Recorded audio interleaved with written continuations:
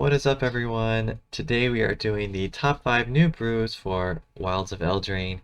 This is one of my favorite ones that I've brewed so far. Really excited about this one.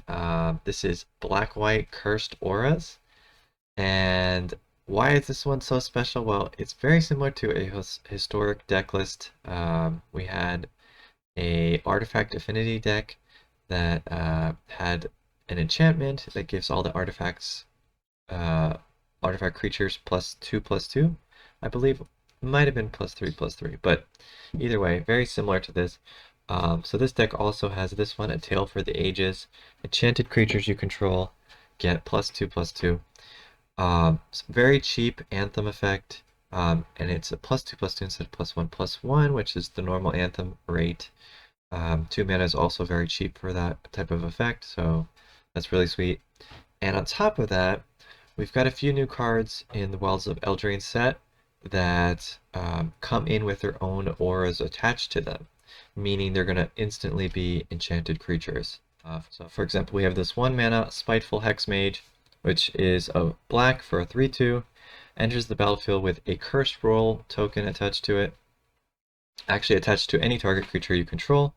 So essentially this is going to be a 1 mana 1/1 most of the time, but because it has the aura attached to it, it gets the Anthem effect.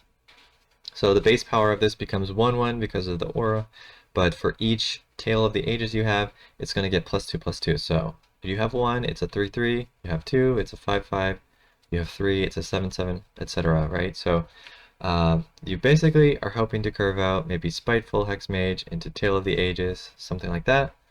And then, it's going to be quite a good value for you, where your 1 mana creatures are 3/3, and every other one you play is going to be a 3/3, etc. We also have this Cursed Courtier, which is not quite as good. It's a 3 mana 3/3 with lifelink that has an aura, cursed aura attached to it, so it becomes a 1/1.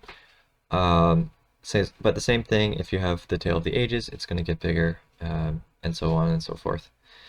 On top of that, we have a lot of cheap creatures that benefit from enchantments, like Slumbering Keepguard, Skrelv Detector Might, and we also have some cheap enchantments like Rafine's Guidance.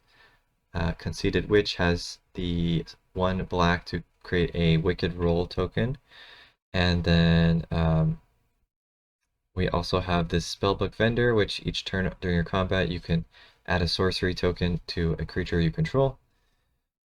And to top things off, for each enchantment, we have Michiko's Reign of Truth, which, benefits from all your enchantments and artifacts. Lastly, we got this one here, Lord Skitter's Blessing, which is another really good turn 2 play.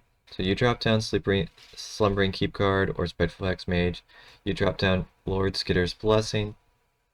If you play this onto the Hexmage, it actually removes the Cursed token roll, because you're only allowed to have 1 roll on a creature. So this will now become a 4/3, and at the beginning of your upkeep, you will draw a card. So yeah, the Lord Skitter's Blessing will put the new Wicked Roll onto your creature, and as long as you control an enchanted creature, then you draw an additional card at each of your draw steps. So basically just a 2 mana enchantment that gives you another enchantment to help your Michikos, to help your Catilda, and also draws you a card each turn. You don't mind having a few of them, because you'll just draw a bunch of cards, and I feel like this deck wins quick enough that you don't really often care that much about losing the life. And of course you do have some sources of lifelink, like Catilda and the Cursed Courtier. So it's not really that risky to be losing some life there. And then kind of the final top end of the deck is this Archon of the Wild Rose. Other creatures you control that are enchanted by auras have base power and toughness 4/4 and have flying. So it doesn't work on the Cursed Roll tokens exactly, because, at least as far as I know, they're going to be set automatically to 1/1s.